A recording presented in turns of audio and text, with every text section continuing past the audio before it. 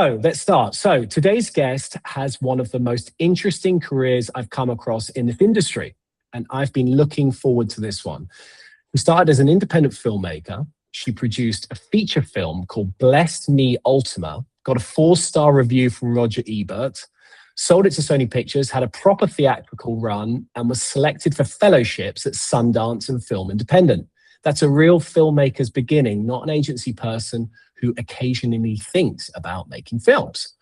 Someone who actually went and did it. She then spent the next 20 years moving through almost every form of production that exists. Branded content, VR, documentary, experiential, and then something I think surprised even people in your well. She went and spent 3 years at Gensler, one of the world's biggest architecture firms, designing immersive experiences inside physical spaces, so stadiums, museums, airports, corporate headquarters. That's a chapter I really want to get into. But now it sounds very grand, I have to say. She's the Global Chief Production Officer at Studio X, the dedicated production partnership between WPP and the Coca-Cola Company. One of the most ambitious and genuinely unusual setups in the industry. Sarah, welcome to AdBits.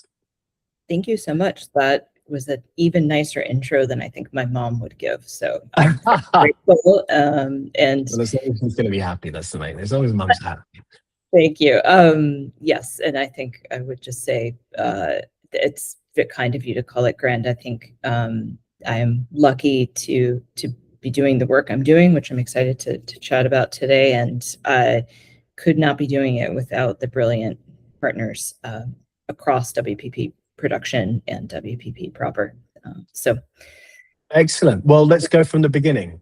So you produced a feature film that got a 4-star Ebert review and sold to Sony. You're at Sundance, you're at Film Independent. That's a proper filmmaker start. Most people in this industry come up through agencies or production companies. You came up wanting to make films that actually meant something. How much of that person still shows up in what you do now?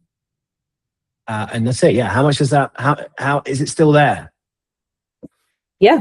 I would like to think so. Yeah. No, I think, starting out as an independent film producer, and I think particularly starting out kind of working for myself, because obviously I have a lot of friends who were or still are in entertainment who came up through the studio system, which is a different experience as well. So starting out independent kind of as an entrepreneur, I think really shaped my point of view in ways that absolutely, continues to reverberate in the work that I do. I think taught me a lot about accountability, about entrepreneurial drive, and about, honestly, the importance of multidisciplinary expertise, which has, maybe I was more lucky than prescient there, but I think it's become more and more crucial as the past 20 years have unfolded in the industry. I think as an independent producer, like I learned early on, I was doing this in my 20s and I didn't know much, but I learned early on, like if I wanted to get something made, I had to make it happen myself. And certainly with the support of, the organizations you mentioned, I was lucky to be part of these programs at Sundance and at Film Independent. Many, many, many people helped me to achieve what I did, but you have to be the engine of progress, right? And, you have to secure the IP, you have to raise the money, you have to find the right director, you have to give the director the right space to shape the creative. Once you manage to make a film, you have to sell it to a distributor that will do right by the film. You have to help manage a marketing campaign and make sure that the film finds its audience. So it's, and it's years of your life to do that. But it's really like you're running a multi-million-dollar P&L. You're spinning up a fully functioning business with hundreds of employees, usually in a matter of months. So, you need creative insight, you need really good deal-making skills, you need high-level diplomacy, obviously like financial and legal acumen, and grace under fire, because this is all happening, I think, in a crucible of pressure, just as we experience in our industry. So I think this experience does continue to resonate through the decades for me. It helps me see more clearly how to drive progress and build culture, even within really large organizations. And I think those experiences absolutely shaped like who I am personally as a producer, but also like catalyzed some core lessons that do continue to inform my work and what I try to build in the organizations that I've gotten to be part of. And I think those are, for me, whatever rule of threes, but like one, the necessity of balancing boldness with humility in any pursuit of excellence or any creative endeavor. Two, I think understanding how crucial it is to galvanize people around a common vision if you're trying to achieve anything, but particularly when you're trying to achieve something extraordinary.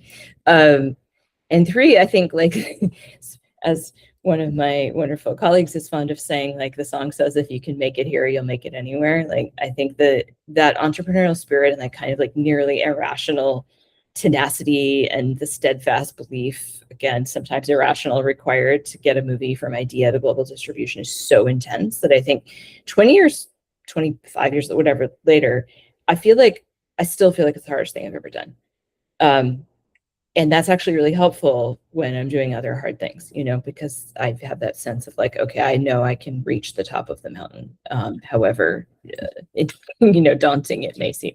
I think, as maybe a bit of backstory on like, why I gleaned those lessons out of it. I think, as you said, I started in film. I went to film school at NYU. I was living in LA. I was kind of hustling, produce shorts, develop scripts, and get meetings, and everything that independent producers have been trying to do forever. And I was lucky to be part of those Sundance and Film Independent programs. I even went and did a master's at UCLA Film School in producing, but it was very green in terms of real experience. And I managed to get traction on the project that you mentioned, which started through forming a working relationship with someone who became a cherished friend in addition to an investor in the project. And together we were able to secure the rights to this award-winning novel called Bless Me, Ultima. And when we were ultimately off to the races and sort of embarking on this realization of your dreams, I had to contend with this kind of incongruent set of realities where I was one of the youngest people on set. And regardless of age, was really pretty green. But I was also one of the lead producers. I was the original architect of the project, led to hundreds of people being gathered in this small town in New Mexico, kind of recreating a young boy's life in the 1940s. And as you well know, like on all sets, there's this kind of strict hierarchy of authority. And on a feature set, that ends with producers, right? And you're accountable for everything. So as one of those people, and especially like having personally persuaded the author to let us adapt his very personal novel, I felt this tremendous responsibility. And also I knew I didn't necessarily have all the past experience to inform how to do the job really effectively. So to kind of have that formative experience of like, trust your instincts, but have the humility to watch and learn and kind of honor the boldness that got you there in the first place, but respect the knowledge and the insight of these other people, which often greatly surpassed mine. I think like it taught me how to keep doing that in new environments. And I've continued to kind of enter new environments across my career. And that's really, that has served me well as I continue to try to learn new things, find my way around new pockets of the industry. It also really compelled me to like learn as fast as I could about everything and really try to build this kind of multidisciplinary expertise. And, again, I think you come out of that and it felt like, okay, like, it's not like, oh, I can do anything in an arrogant way. It's like, okay, I trust that I can find my way to figuring out how to do it through these kind of combination of strategies. And then, not long after that, I made the leap into advertising and then into emerging tech. And I think I would not have had the guts to throw myself into emerging tech in that way if it weren't for those formative experiences. So that sort of, that desire to like throw myself into big challenges and build something new and have the tenacity and kind of willingness to do whatever it takes, that's probably personal, but getting the opportunity to, to grow up in independent film and in this entrepreneurial way really shaped, what I feel like I was able to do. And funny enough, like, even though, I've mostly been in advertising since then, I think the industry is changing so much too, becoming, those industries are converging in their own way. And I actually ended up, when I was an EP at Tool, like getting the opportunity to help produce a documentary feature with Ford and their agency partners. So that was like a super cool, really unique project that, I was like so excited to be part of, and I don't think I could have without those prior experiences. So I love a longer answer the, than for maybe. no, I love the sort of the life message through that. You know, be bold. How was it you said it again? I was just trying to remember. You said be bold and search for humility, or be mindful of humility. Yeah, I don't know I think exactly. that's it, but I love that. I love that Yeah, sort of it's honoring the the boldness thinking. that Yeah, got you to that place, right? Because I think it's for all but of us, being humble, all about what yeah, being humble about it. I yeah, mean, that's I think that's the thing. That's such a wonderful thing to be to be able to be mindful of.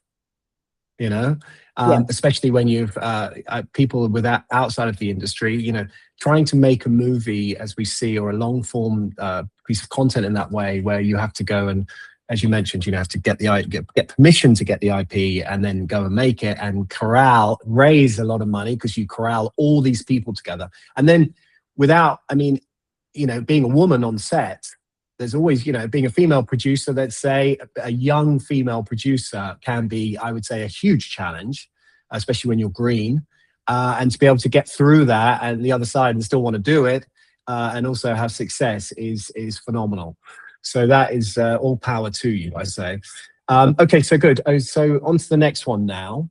And now, away from that for a moment, and just a step back and talking about your specific experience at Gensler. So I hope I've said that in the right way. It's called, is it Gensler or Gensler or oh, Gensler, yeah. Gensler? Yeah. Most people in advertising look at Gensler on your CV and genuinely don't know what to make of it. You left the production world entirely and went to work at one of the biggest architecture firms, designing experiences inside physical spaces, so stadiums, museums, and airports. Why did you do that, and what did it teach you? Why did I do that? I think I had the opportunity to go to Gensler and join the digital experience design team, and which was run by really brilliant people and run and staffed by brilliant people.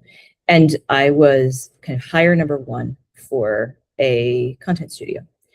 So I went there because the opportunity to build what ultimately became the content and technology production studio was incredibly tempting. I have creative technology background, and it was really interesting to me always to try to figure out how we use emerging tech in service of storytelling. And I think that honestly, the appeal of designing, or not that I'm a designer, but helping to create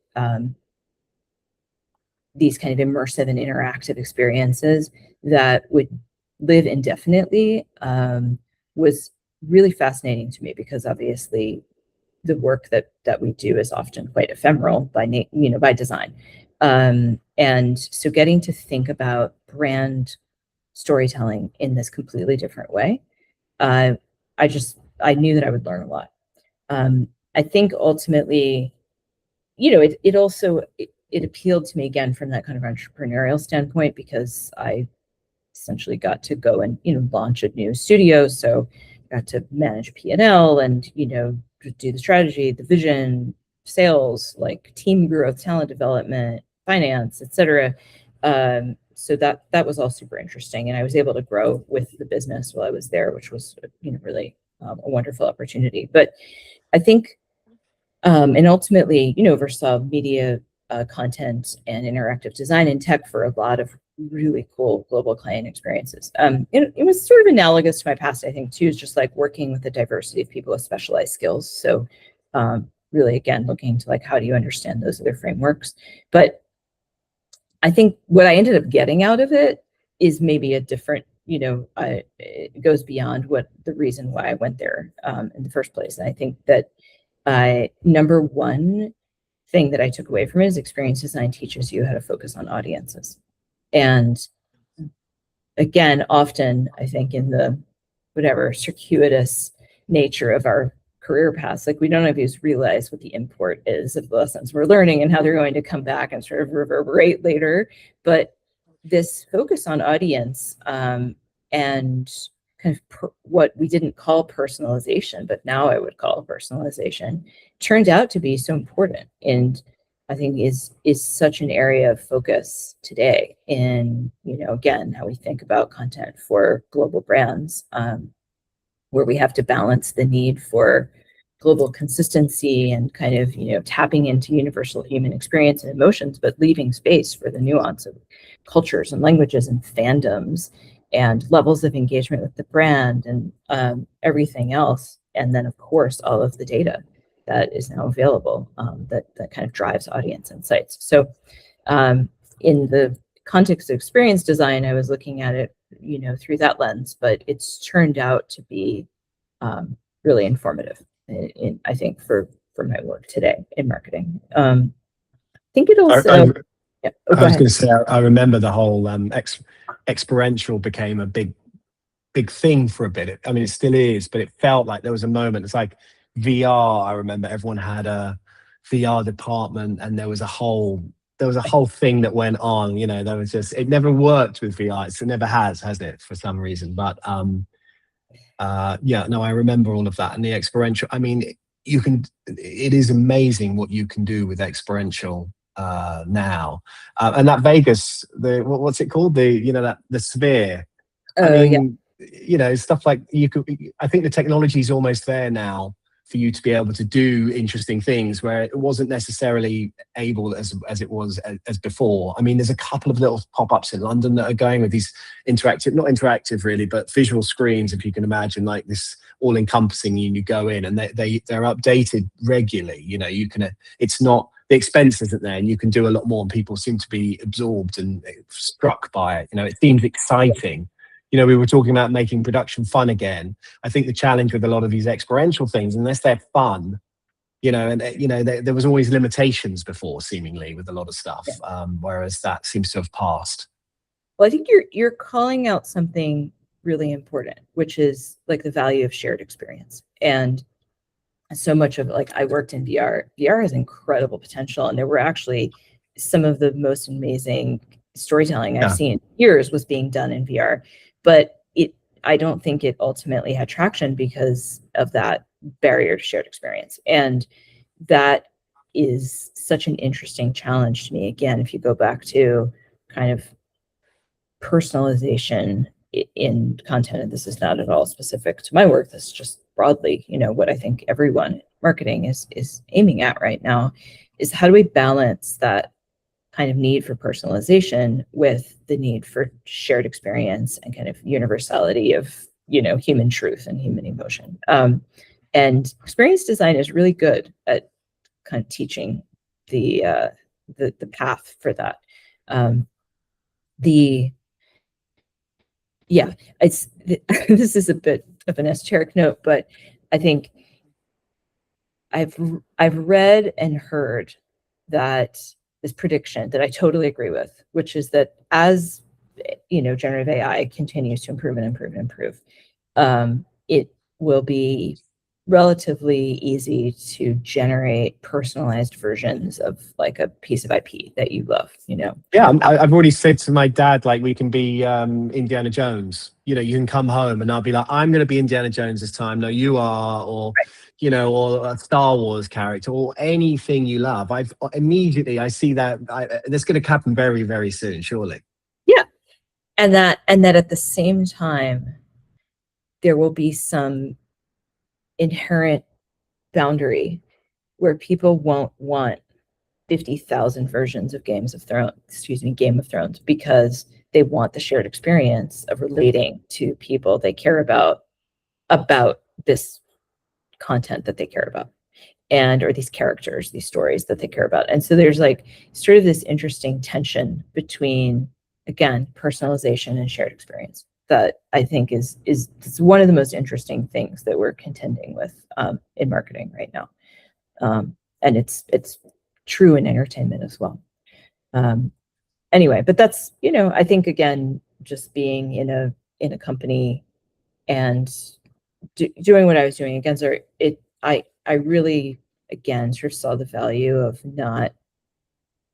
being an outsider, and knowing you're an outsider. So kind of having, again, the humility to look at what you can learn from other people, like sort of that value of not being the center of gravity, and understand how your work fits into the bigger picture. And again, that like is analogous to me on how does our work serve the greater client system. Whatever deck we're making today is not the point. It's goes back to, you know, where we started our conversation. Like, we have to have a common vision that is greater than the sum of its parts. Excellent. This is joy. All really good stuff. Thank you. Okay, and it is sort of segueing now into, in a sort of way, into the AI question. There has to be one, of course. You know, I wanted to, you know, I want to ask, as I'm asking everyone, of course, what is AI actually changing right now? Who gets hired? What gets made? What skills matter? And what are you seeing on the ground that people in this industry aren't quite saying out loud yet? I thought what was interesting, and you touched on, is this creation of a system to enable the vast amounts of content and deploying vast amounts of content that we need, which I find quite fascinating, because then you can have an overview and you can go, right, we can do that with this and that with that, and work it out in a much more, just in a, it's just, that's the way things need to be now.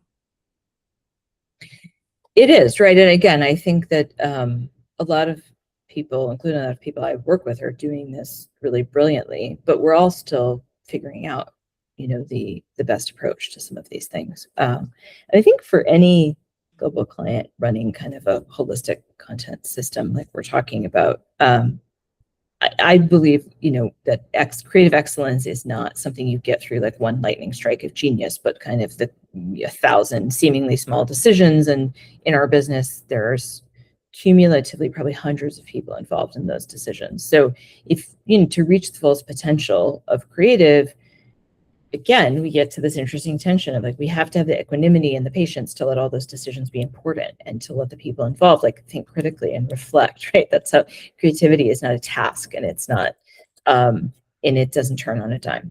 But we also have to move faster than we've ever moved before. We have to automate many more process points. We have to produce a higher volume of content, a higher degree of iteration in content than is really precedented in the industry. So I don't think there's a magic bullet solution to that, but I think, you know, it starts with the power of ideas that are kind of made to stretch without breaking.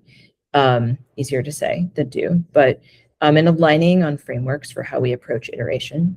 That still leaves room for cultural fluency and specificity, again, getting into all of the things that have to happen when we think about personalization. So you want, you know, whether there's a like 30-second TVC in North America or an out-of-home placement in EME, like you want a through line of consistency and kind of integrity of the idea mixed with local insight, and of course audience insight. I'm a bit out of my lane in speaking about that, right? Like I think that's largely achieved by the incredible creative leaders that we're lucky to work with. But how does production support that, right? And that's really what I think we're after. So to try to answer your question on the AI front, like what's changing? It's changing on a daily basis. So I'll say caveat any response with that. But I think that in a whatever maybe counterintuitive way, this is maybe the best time for storytelling. And maybe I'm saying that because I'm an optimist. Maybe it's because I, you know, come from narrative storytelling background, and I'll always be bullish on that. But I do think that the power of story is the universal, you know, way that we reach people. And from, you know, around the fire thousands of years ago to around the Super Bowl today. And I don't think AI changes that, you know. I think it's more than a tool, right? It is a paradigm shift in certain ways, but I think from a production standpoint, this is largely sort of an enablement to how we do more, realize more creatively, and actually allow for there to be more focus again on storytelling, and less on how do we, you know, make 17 versions of this, you know, particular piece. I mean, I think in terms of what makes people great at production today in the age of AI, I would say, like, and I've had the amazing opportunity to hire a bunch of producers in the past year. And I also have the amazing opportunity to work with like our indelible global head of production, just a stalwart, you know, advocate for great creative work, and Dave Rolfe. And our amazing group EPs and the other, there's incredible heads of production all across WPP. I mean, the list goes on.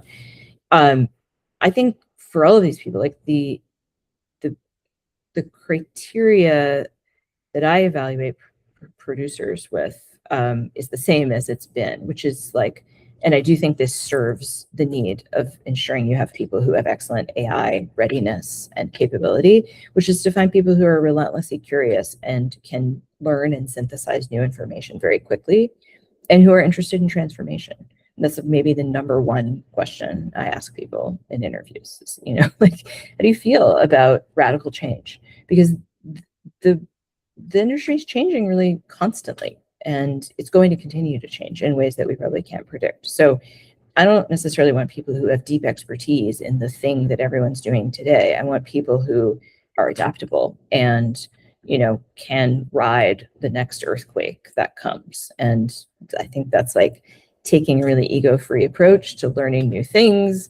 It's, again, being like a confident but humble partner to creatives and creators, having great taste and a clear point of view, because especially as kind of options proliferate, you have to be even clearer about what is good work and how do you defend it, and advocate for it. And of course, I'm always excited to talk to people who are experimenting with the tools, but it's not because I expect them to be making like animatics or something. It's because I think it just demonstrates curiosity and adaptability, and that kind of desire to have cross-discipline knowledge. Again, goes back to like, we all have to be kind of working in concert for this holistic endeavor that we're here to support at a global level. So it's, I think, what the strong convictions loosely held, I think it's a Silicon Valley term that I always liked. Like I think it's that. It's like you have to really be a true believer in what you're here to do, and be open to new information all the time. I think it's really, really insightful, and yeah, absolutely right. I mean, it's interesting if you were going for a job, and being a curious mind and admitting that you don't know stuff is the opposite, really, of what you'd imagine you should be doing in an interview, in a sense, But being open to that and sharing that is what will get you the job now, which is kind of the opposite of what it used to be. Can you do this? Can you do that? Yes. Now you've got to be, you're looking for a curious mind, which I think is a very clever way of putting it. And you're absolutely right. If you're going to hire someone, they need to be thinking like that, because if they're stuck in their ways, it's not going to work. So, I agree. And yeah. I think if you look at our business and you see this is a tumultuous, sort of volatile time with consolidations and mergers and a lot of things changing. And use the word earthquake, and I think you're right. It's you could say, people are using nice words, but it's an you could say it's an earthquake. It's just which Richter scale it's on for today compared to tomorrow. Exactly. It's like in the States, we see those people in LA, they're like, oh, it's fine. It's like a 4. Don't even wake up. It's like, yeah. But it's true. And I think about my wonderful colleague, James Brooke Partridge, who was on your show recently. A great example of somebody who's been doing this a long time, who has incredible depth of expertise, but absolutely this roving, curious mind that, does not rest on what he already knows. And I think that's the hallmark of great production leaders today and going forward. A brilliant client partner of ours, who I am lucky enough to work with on a daily basis, told me when I arrived that our work is to manage the present while building the future. And I think that's a simple and elegant way to say it. Excellent. So moving on to directors now. You've worked with directors across independent film, branded content, and commercial production at the highest level. What do the best directors you've worked with have in common? Not the most talented necessarily, but the best to actually work with and make great things with. I mean, one of the things I always keep hearing and everyone says is communication. It seems to be one of the most important things, but what would you say? That's such a great question. Nobody ever has asked me that question. I guess maybe because, we tend to think of ourselves in service to directors, maybe not the other way around, but, I think, a great question. Nobody ever has asked me that question. I guess maybe because, we tend to think of ourselves in service to directors, maybe not the other way around, but, I think, a great question. Nobody ever has asked me that question. I guess maybe because, we tend to think of ourselves in service to directors, maybe not the other way around, but, You know, I would go back to what I what I said a few minutes ago. Strong convictions loosely held. I think the communication, being yeah, able to, you know, work with people. you know, the director is, for many, and you know, intents and purposes, the authority on the set and has to act like it. But there are so many opinions, so many points of view, so many sort of unpredictable politics and other factors, obviously, as we've all experienced. I think they have to maintain that strong conviction, right? If you're too easily swayed as a director, and I've seen that, you know, if people sort of don't have the confidence or the courage, either, right? The confidence to know their idea is good, or the courage to stand up for it. Or just to add, or they use their courage in the wrong, for the wrong film. You know, it's got to be something that's like, oh wow, rather than, oh, like, did you see that? No, I didn't see that. They've got to know when to use their fire. Yes, the judgment of when to pull that, right? Things fall apart really quickly, right? It's really truly like that sense of like, oh God, the captain doesn't have the ship, you know? But I think, but you can't die on the hill of your conviction. You have to be open diplomatically and other, like truly in a genuine creative way. You have to be open to other good ideas, whether it's from a DP, whether it's from an actor, or it's from a client, you know, or it's from an agency creative. So I think the best directors I've worked with, they're, to go back to what we discussed at the beginning of this chat, they're having fun. It shows. It makes everyone else have fun. Whether the material is like funny or fun or not, it's not really the point. They're having a good time. And I think that translates to a sort of easy confidence that makes people feel confident and loosens up tension. And then, yes, I think they have strong convictions, and they're also open to new ideas. So there is humility again, but I think it's an important piece. And to people who weren't party to our conversation earlier, we were talking about making production fun again, which is a theme both of us agree with and feel strongly that should be pervading throughout our industry, whereas currently everyone feels a bit under, I don't know, under pressure is the word, I'm not sure. It's there's so much uncertainty and fear, it feels that there's not enough fun. Okay, so you've built something genuinely useful over 20 years. Genuinely unusual over 20 years. Filmmaker to Studio X, Gensler in the middle, indie film at the start. Most people in this industry have a much more conventional arc. Looking at where you are now, what does it feel like? And is it what you thought it would be? I don't think I had any idea where I would end up. And maybe I'm being apologist for that, but I'd say I think that really served me well, because without a preconceived notion of where I needed to get to in some linear way, I felt freed to pursue what I was passionate about, what seemed like a great learning opportunity, you know, to really go places where I felt like I could learn from people, you know, was one of the biggest drivers. So, so I can't say, you know, I don't know where I've ended up, and I'm sure this isn't the end of the road, but I feel incredibly grateful to be where I am. I think the fact that I get to do this every day is really an incredible privilege. Getting to just work in service of creativity is an incredible privilege. Doesn't mean it's not hard. It's incredibly hard, right? For all of the reasons we know, there's so many pressures. It's maybe never been harder, but it's also there's never been more opportunity than there is right now in what we can build. And I feel really lucky to get to be part of a landscape like this as well. I will say, I think you asked me in kind of a pre-chat, like, what do you know now you wish you'd known at the beginning, or, you know, it's sort of early in your career. And I think that was a great question, really like spurred my thinking. And I think the two biggest things really are stop treating problems as an anomaly. I think in the early days as a producer, I was, you know, just very set on, I've done all the work. This is exactly how it's going to go. And of course it doesn't go that way.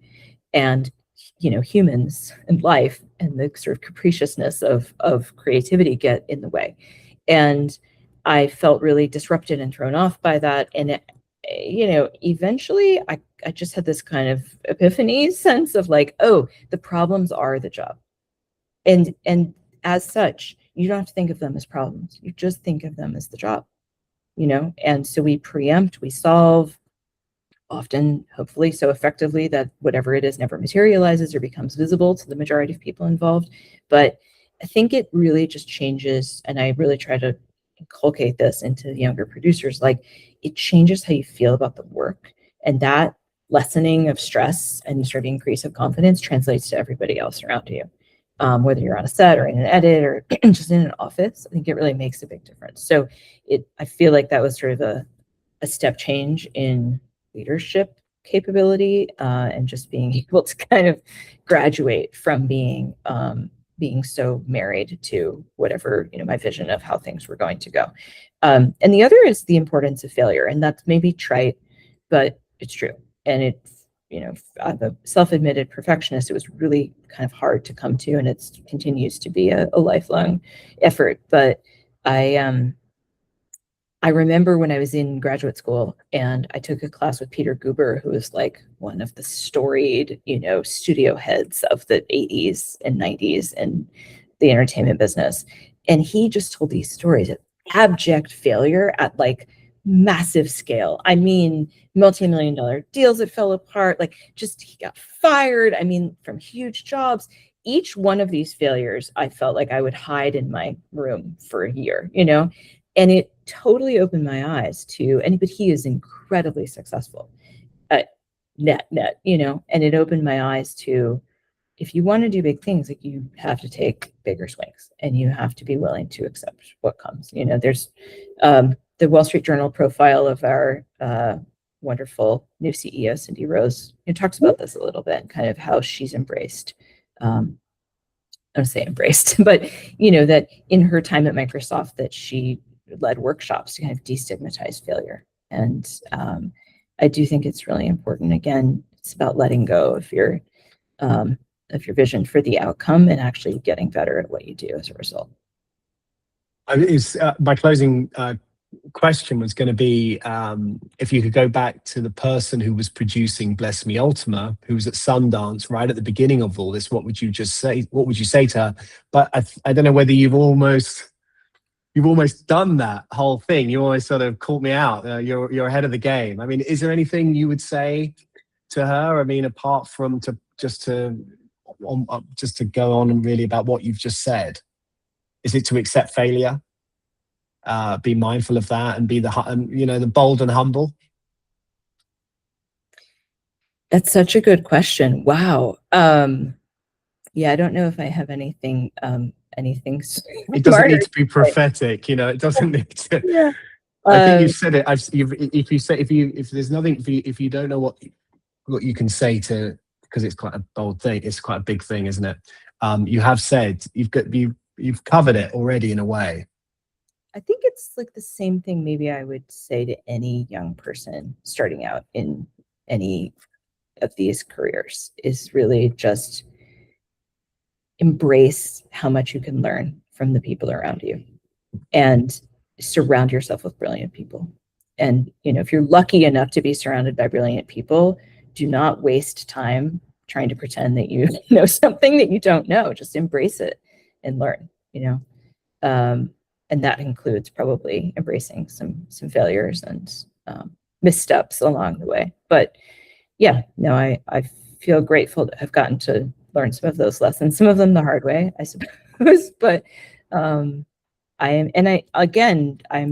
truly grateful. I think being as you said it better, but kind of having this sort of circuitous and non-traditional path has meant that often I'm kind of coming in as an outsider, and there's value to an outsider perspective. And I'm aware of that, and I really try to bring that value. But I'm also conscious of how much more depth of expertise a lot of the people around me have in the work that they're engaged in.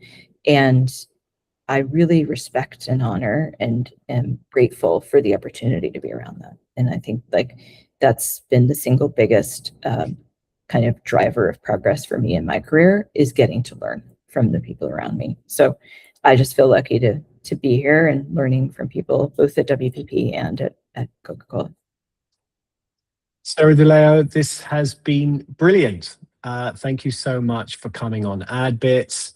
AdBits is supported by Green Desert Productions, which is my own company, so I'm legally obliged to say it's excellent. We connect UK agencies and brands with trusted local production partners across Europe and now Latin America. 2.0 Film across Slovenia, Croatia, Serbia, Italy, and Austria. Grandma in Lithuania, Latvia, and Estonia. Tickle Film in Spain. Sparrow Films in Prague. And our newest partner, Habitant Productions, covering Mexico, Colombia, and Uruguay. If you've got a bid coming up, come and find me at greendesertproductions.com. If you enjoyed this episode, share it, leave a review if you've got a moment, and see you on the next one.